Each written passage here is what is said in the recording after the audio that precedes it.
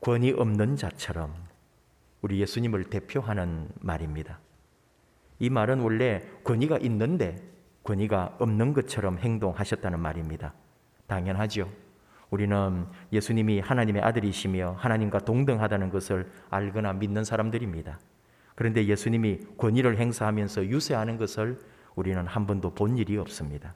예수님은 권위 없는 자처럼 사셨습니다.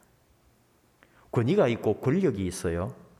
권위나 권력이나 다 남을 지휘 통솔하고 복종시키고 지배할 수 있는 그런 거죠. 그러나 권위와 권력의 차이점도 있습니다. 권위는 사람들의 마음이 자발적으로 움직이도록 하고요. 권력은 지위나 힘을 이용해서 행동하게 만드는데 권위는 사람들을 감동하게 해서 얻는다고 하면 권력은 합법적이든지 또는 물리적이든지 또는 빼앗을 수도 있고요. 그런 의미에서 우리 예수님은 권력보다는 권위에 더 적절한 인물입니다. 근데 그 권위조차도 드러내지 않았습니다. 어떤 경우에는 기적을 베풀고서도 누구에게도 말하지 말라고 예수님은 그렇게 말씀하셨죠. 예수님 권위를 생각할 때 떠오르는 장면이 있습니다. 예수님이 빌라도 총독 앞에서 신문 받을 때의 모습입니다. 유대 종교 지도자들이 예수님을 잡아서 유대교 방식으로 먼저 재판을 했죠. 하나님을 모독한다고 하면서 유대의 전통과 질서를 무너뜨렸다고 하면서 이건 사형감이다. 대제사장이 흥분하기도 했습니다. 하지만 공식적 사형 권한이 로마 제국에 있으니 빌라도 총독에게 보내어서 사형 선고를 하라고 알게 모르게 압박을 하는 거죠. 그래서 빌라도가 그 당시 유대인들 사이에 가장 많이 오르내리는 인물 예수를 직접 대면하게 됩니다. 그리고 신문했습니다. 요한복음 18장 33절 네가 유대인의 왕이냐? 왜 이 질문을 할까요? 로마가 인정하지 않은 유대의 왕은 반란자이거나 로마 제국의 명령에 충성하지 않으므로 제재를 당하게 되겠죠. 예수님이 왕이라고 한다면, 유대의 왕이라고 한다면 예수님은 로마 제국에 저항하는 세력이 될 거예요. 이때 예수님은 내 나라는 이 세상에 속한 것이 아니라고 대답을 했습니다. 그러니까 빌라도가 그러죠. 그럼 왕이 아니냐? 근데 예수님이 답해요. 나는 왕이다.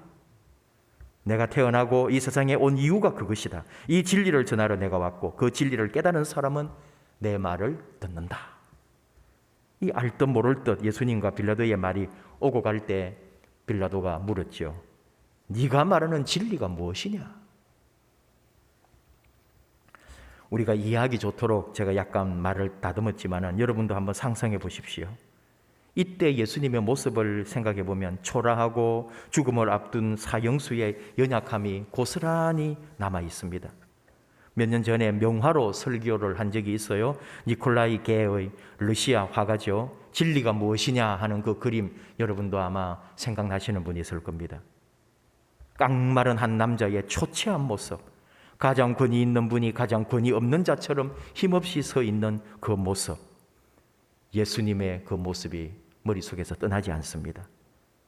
반면 당당하고 세상에 그칠 것이 없는 빌라도의 그 모습, 빌라도의 말 한마디에 생사가 달린 예수님의 그 고개 숙인 모습, 그 절묘한 빌라도와 예수님의 그 절묘했던 그 모습, 분명 예수님은 권위 없는 자처럼 그 자리에 서 있었습니다. 그런데 오늘 우리에게 주신 이 마가복음의 말씀은 예수님이 진정 권위자임을 보여주시는 말씀이에요. 앞에 말한 빌라도 또 예수님의 그 모습이 예수님 사역의 마지막 십자가 지기 전의 모습이라면 지금은 예수님이 공적 생애를 시작하시는 때입니다.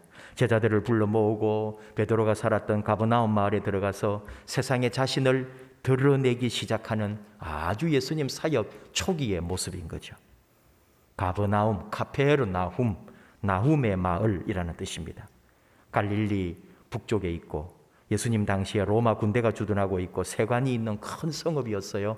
바로 이 세관에서 일하던 마태가 예수님의 부름을 받아서 제자가 되었죠. 오늘 이 가버나움 해당에서 예수님이 말씀을 전했습니다. 예수님을 랍비로 인정했기 때문에 가버나움 해당장의 허락하에 그 말씀을 전할 수 있었을 거예요. 근데 그 가르치는 말씀이 지금까지 어떤 해당장이나 어떤 랍비나 또는 어떤 성경 학자들이 가르치는 것과 다르더라 이거예요. 권위 있더라 이거예요.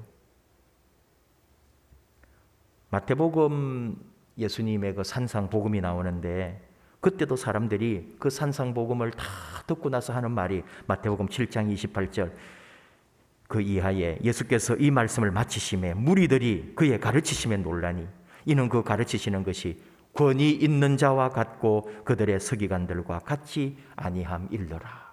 그런 말씀을 했거든요. 달랐다는 거예요. 예수님의 말씀은, 예수님의 가르침은 정말 다른 사람들과 달랐다. 오늘 이 마가는 예수님이 어떤 말씀을 하셨는지는 내용은 나오지 않아요. 그래서 예수님이 이 가버나움 회당에서 뭘 말씀하셨는지는 우리는 모르지만 산상수훈 마태복음의 말씀을 생각해 볼 때 그와 유사하거나 또 그의 정신을 같이 하는 그런 말씀을 전하지 않으셨을까. 그러니까 반응은 똑같죠. 사람들이 지금까지 들어보던 말씀과는 다른 권위 있는 말씀으로 받았다. 그런 말입니다. 권위 있는 자가 진짜 예수님입니다.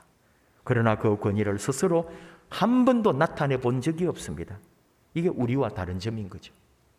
요즘 정치 이야기를 하지 않을 수 없는 게 대선을 앞두고 후보들이 한 사람도 다름이 없어요. 내가 가장 권위 있고 내가 가장 적합한 인물이라고 주장하고 있습니다. 권위 없는 자처럼 보이는 후보 단 한 명도 없습니다. 권위 있는 자처럼 보이려고 최선을 다하고 있습니다. 여러분, 진짜는 권위 없는 자처럼 보이는 사람인 거예요. 우리가 그것을 알아볼 수가 없으니 답답한 노릇인 거죠. 예수님의 권위 없는 모습들, 이미 예수님 오시기 700년 전 이사야 선지자를 통해서 예언이 다 되어 있던 말씀 아닙니까?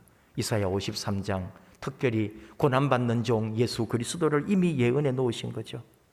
주 앞에서 자라나기를 연한 순 같고 마른 땅에서 나온 뿌리 같아서 고운 모양도 없고 풍채도 없은즉 우리가 보기에 흠모할 만한 아름다운 것이 없도다. 이게 예수님의 모습입니다. 권위 없는 자, 사랑스럽고 흠모할 만한 모습이 보이지 않더라 이거예요. 멸시를 받았고 버림을 받았고 간고를 많이 겪었고 질고를 아는 자요. 사람들이 그에게서 얼굴을 가렸다는 거예요. 멸시를 당했고 우리도 귀하게 여기지 않았어요. 그래서 우리의 질고를 지고 우리의 슬픔을 다 당했는데도 우리는 자기가 죄를 많이 지어서 징벌받는다고 그렇게 우리는 다 그 사람에게 허물을 돌렸던 거죠. 사실은 우리의 찔림은 그가 찔림은 우리의 허물 때문이고 그가 상한 것은 우리의 죄 때문인데 그가 징계를 받음으로 우리는 평화를 누리고 그가 채찍에 맞을 때 우리는 나음을 받았는데 우리는 다 제 갈 길 가지만 모든 죄를 바로 그 예수님이 다 지고 가셨다고. 그리고 그가 곤욕을 당하여 괴로울 때도 그의 입을 열지 아니하였음이요 마치 도수장, 도살장으로 끌려가는 어린 양과 털 깎는 자 앞에서 잠잠한 양같이 그의 입을 열지 않았다고요. 어느 누구도 원망하거나 어느 누구 탓이라고 하지 아니하고 고스란히 자기가 다 짐을 지고 죄값을 지고 자기가 모든 것을 걸머지고 죽으신 예수님.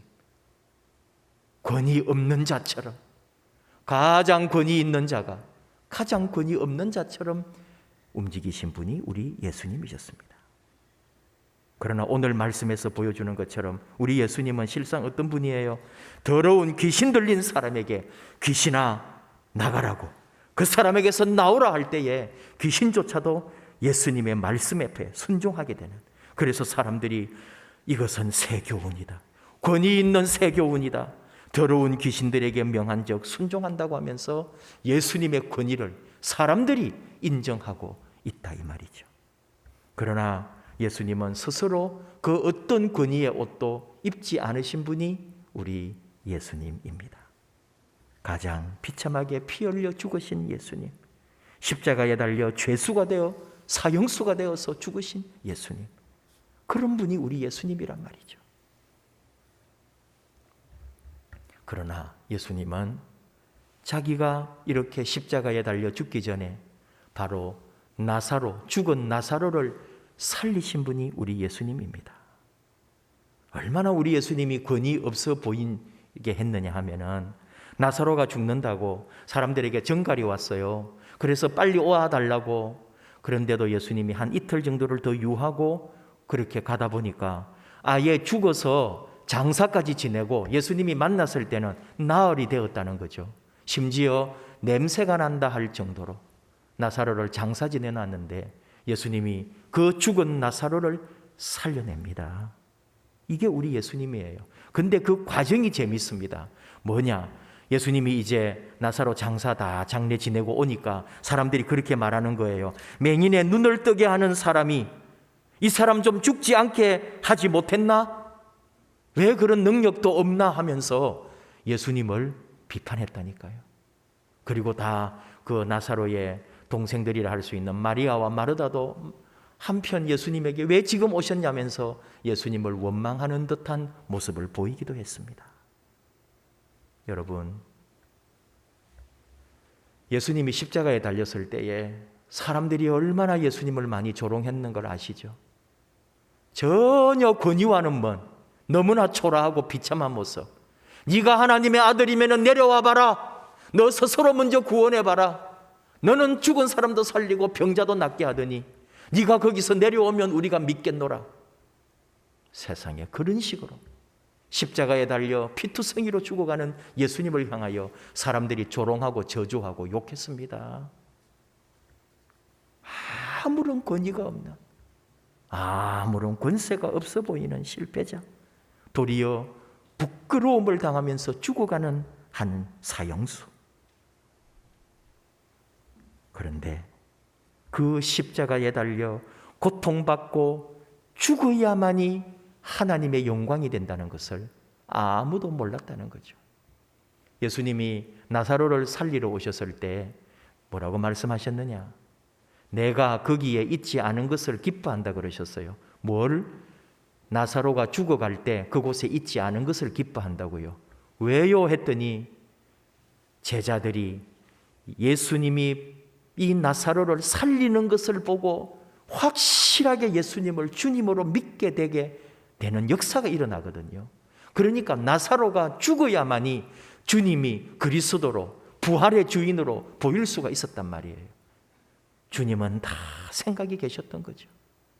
하나님의 영광을 보여주려고 우리 주님은 다 생각하시고 그렇게 천천히 오셨고 죽은 나사로를 살리신 건데, 사람들은 그 전에 예수님을 모욕도 하고 원망도 하고 왜 죽게 내버려 뒀냐면서 예수님을 비난했던 거죠. 그러나 예수님은 나사로를 살리심으로 부활의 주인인 것을, 나 역시 부활하게 될 것임을 상징적으로 보여주셨던 거죠. 그러나 제자들은 또 그걸 잘 몰랐어요. 그러니까 잡혀갈 때 막 못 가게 막고, 또 죽어가는 예수님을 보고는 불편해했고, 예수님 돌아가시자 부활의 소망은 하나도 없이 각자의 고향으로 자기의 길로 막 가려고 나섰던 제자들. 우리 예수님이 얼마나 권위가 없어요. 그렇게 제자들과 동거동락했지만 죽었다고 사형당했다고 다 떠나버린다면 그 가르친 제자들 예수님의 보람이 어디 있냐 이 말이죠. 그러나 부활하심으로 진정한 권위를, 생명의 권위를 예수님은 드러내셨다 이 말이죠. 정말 권위 있는 자, 자신은 권세를, 권위를 한 번도 내세우지 않았지만 부활의 주인이 되심으로 이 세상의 그 어떤 권위보다도 강력한 세상 최고의 권위를 회복하신 예수님, 그분이 바로 우리의 주님이십니다. 우리는 안 아프고 실패하지 않고 뭔가 다 잘 되고 어려움 없이 살면은 그게 하나님 은혜고 하나님의 역사고 하나님의 복이라고 생각할 때가 많다 이거예요. 잘 되는 거죠. 오늘 우리식으로 말하면은 뭔가 잘 되어가지고 권위도 있고 권세도 있고 많은 사람들 앞에 내가 좀 더 어깨에 힘을 줄 수 있는 그것만 생각한다 이거예요. 그래서 혹 안 돼봐요, 힘들어요, 아파요, 수술해요, 고통이 있어요. 그러면은 뭔가가 실패하고 잘못된 것처럼 원망도 하고 낙심도 하고 스스로 자기를 병들었다 그러는 거죠. 근데 그게 아니라 이거예요. 우리 주님의 말씀으로 우리가 다시 생각하면은 주님이 십자가에 죽으셔야만이 하나님의 영광이 드러날 것처럼 우리가 아프고 병들고 실패하고 우리가 연약해지더라도 걱정하지 말라 이거죠. 바로 그곳에서 하나님의 영광이 드러나게 될 것이기 때문에. 뭐가 좀 힘들고 안 된다고 사실은 그 속에 하나님의 놀라운 일이 예비되어 있습니다. 주님의 십자가의 은혜는 그 속에서 일어나고 있다고요. 권위 없는 자처럼 이 말은 제가 참 좋아하고 또 아주 어렵게 읽게 되는 크레도옥이라고 하는 신약학자면서 설교학자이신 분의 책 제목이기도 합니다. 물론 그 책에 뭐 이런 내용이 있는 건 아니고 그러나 또 그와 유사한 어떤 내용이 있는데 제 삶하고 연결이 되어서 저는 제 얘기를 하려고 그러는 거예요. 제가 우리 교회 제 방 창문 위에 우리 옛날 이제 화단이 있고 거기 지금은 데크를 만들어 가지고 쉼터를 만들어 놓았는데 그 데크 밑에 길고양이들이 와서 정착을 하고 살기도 하고 그럽니다. 요즘 또 길고양이가 새끼 3마리를 데리고 와가지고 그 엄마하고 새끼가 지금 살고 있었는데 한 마리가 죽었고요. 제 생각에 또 한 마리가 죽지 않았나 싶기는 하지만 어쨌든 그 엄마와 새끼가 계속 왔기 때문에 지금 1달, 2달 정도 제가 계속 사료도 주고 먹을 것도 챙겨주면서 밥을 주고 있어요. 근데 이 새끼 한 마리 아주 어릴 때 제대로 움직이지도 못할 때 그 데크 위에 있는 거를 제가 엄마 쪽으로 옮겨주려고 구해주려고 갔다고요. 근데 그 조그만 새끼가 얼마나 강력하고 날카로운지 저에게 잡히지 않으려고 그 이빨로 제가 딱 손이 가는 순간 제 오른쪽 집게 손가락을 물어버린 거예요. 그리고 손톱 옆에 여러분에게 설명하기가 어려울 정도로 살점이 떨어지면서 피투성이가 됐습니다. 그리고는 제가 그걸 움켜쥐고 일단 제 방에 와가지고 응급으로 뭘 소독도 하고 막 붕대를 감고 그 걸어오는 과정에 온 바닥에 피가 쏟아졌어요. 그리고 그 고양이를 또 약간 다쳤기 때문에 병원에 데리고 가서 막 치료하고 3일 동안 입원도 시키고 돈도 엄청나게 들었어요. 자, 그렇게 해가지고 그 엄마 품에 안겨주고 싶었다고요. 근데 그 고양이가 제 정성과 마음을 알겠느냐고요. 저를 그렇게 좋아해주고 그럴까요? 전혀.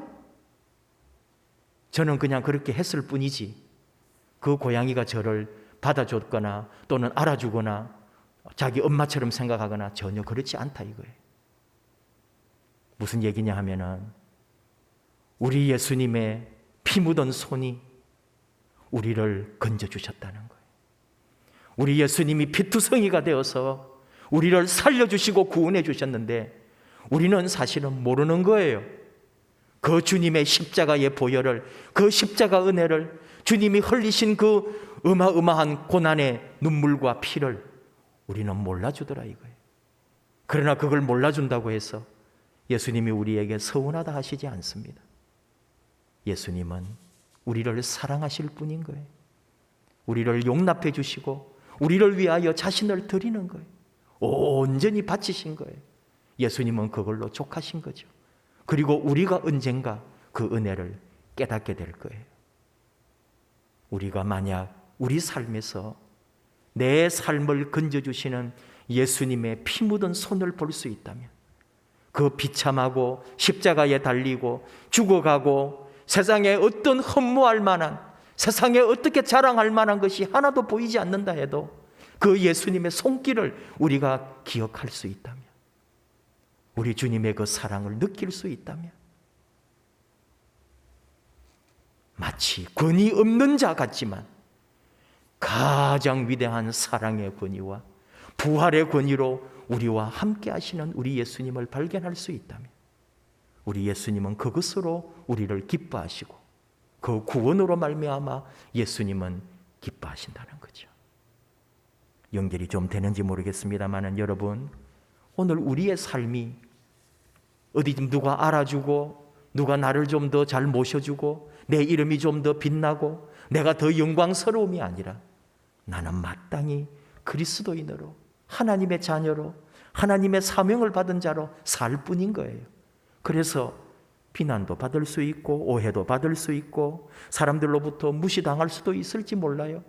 아무도 알아주지 않고 마치 권위 없는 자처럼 그렇게 우리가 다 살아갈 수 있어요. 그러나 우리가 그것 때문에 낙심하지 않는다 이거예요.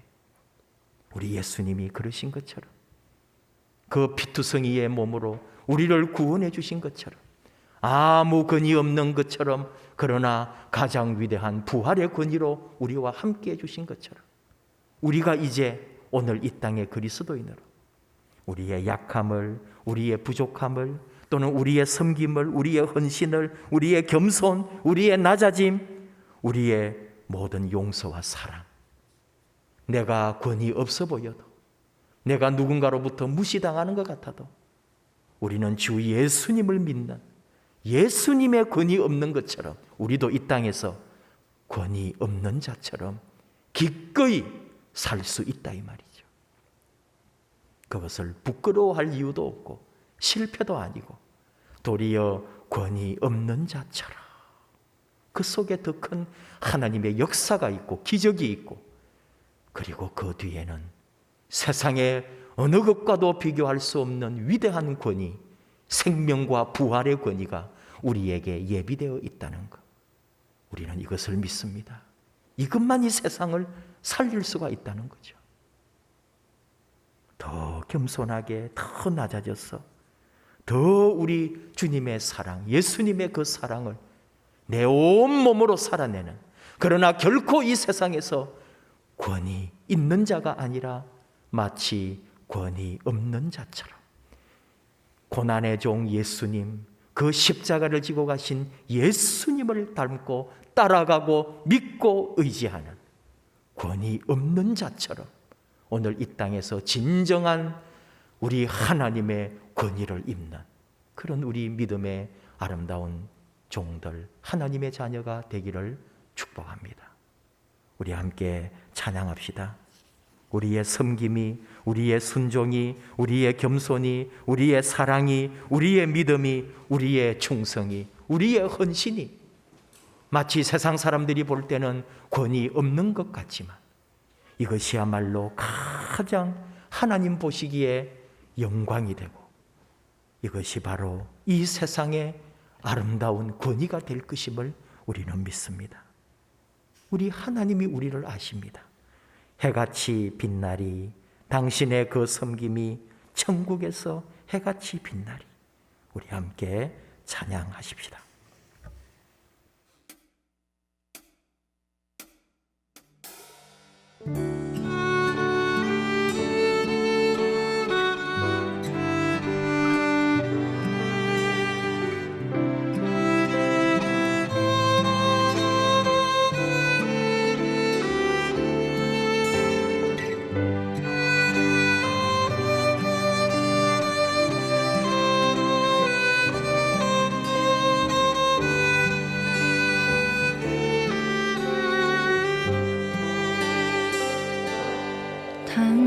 당신의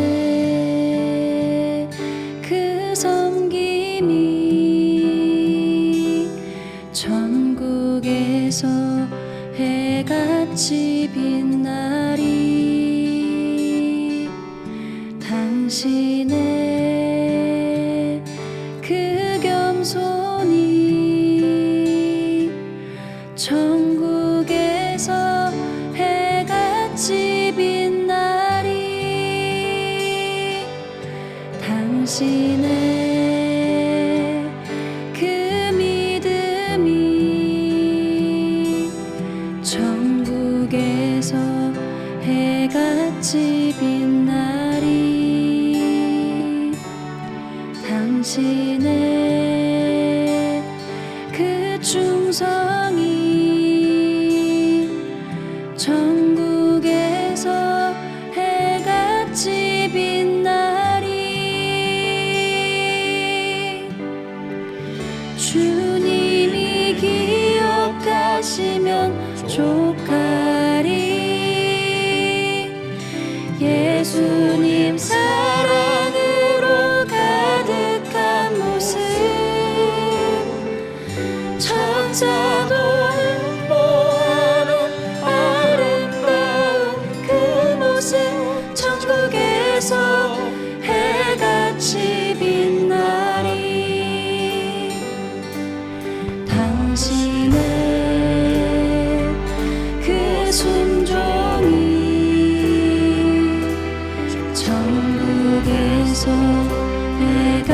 해같이 빛나리 당신의 그 사랑이 천국에서 해같이 빛나리 당신의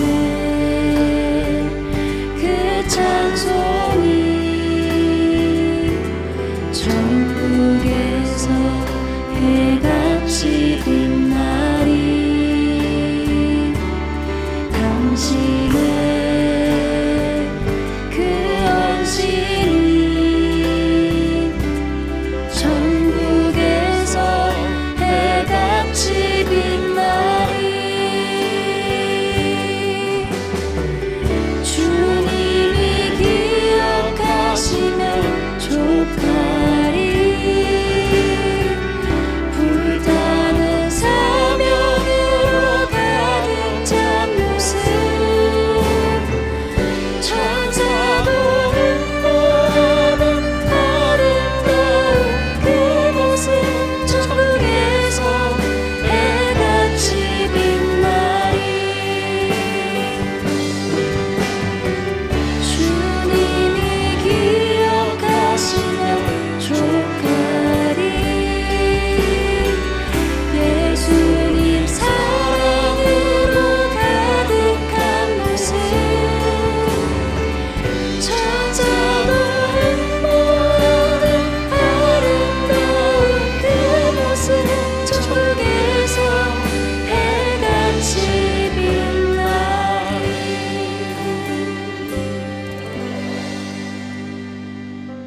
우리 잠깐 기도합시다.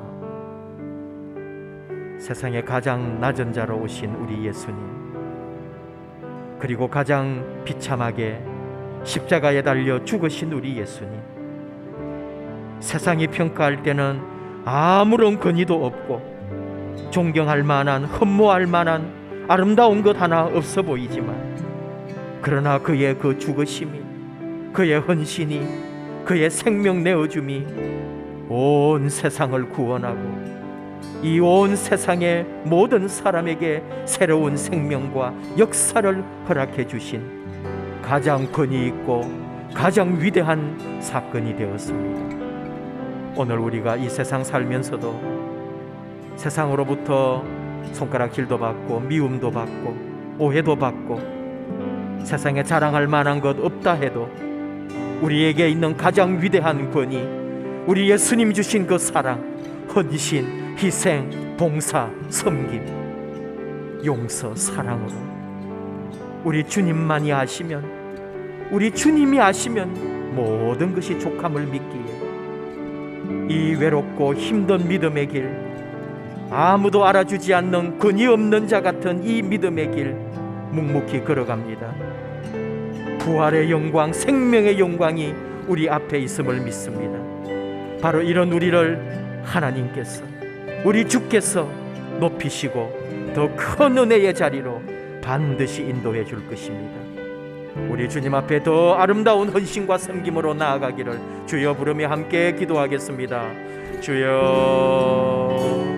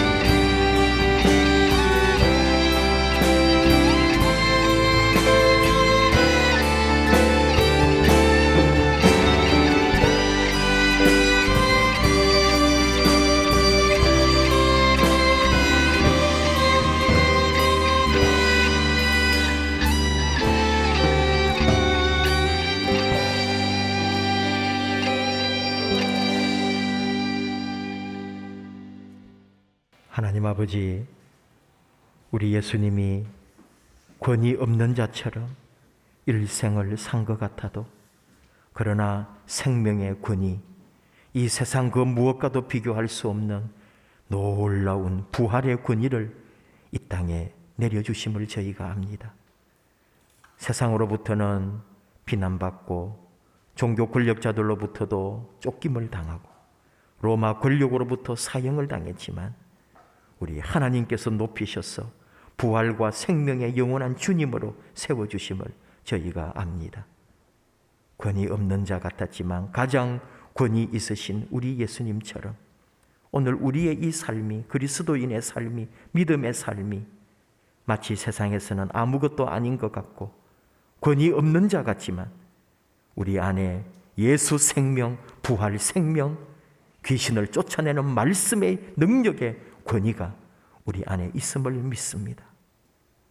이 힘든 세상, 예수 생명의 권위를 가지고 그러나 이 땅에서는 권위 없는 자처럼 아름다운 섬김으로, 아름다운 헌신으로, 아름다운 사랑으로 온전히 우리 하나님의 기쁨이 되고 하나님의 영광을 드러내는 그런 복되고 귀한 하나님의 자녀로 저희를 인도하여 주옵소서. 예수님 이름으로 기도하옵나이다. 아멘.